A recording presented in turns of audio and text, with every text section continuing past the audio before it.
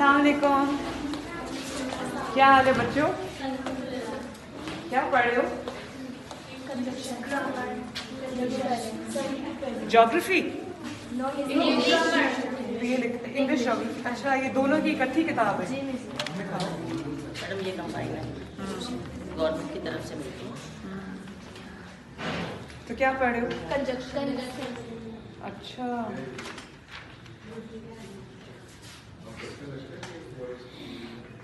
पढ़ो, बैठो बैठो, पढ़ो पढ़ो। और चलो आप पढ़ाएं। हाँ जी बेटा, जल्दी से रिवाइज कर ले आप लोग कंजक्शन।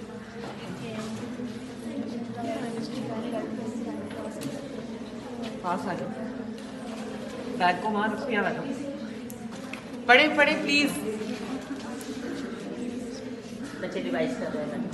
रिवाइज कर रहे हैं? जी।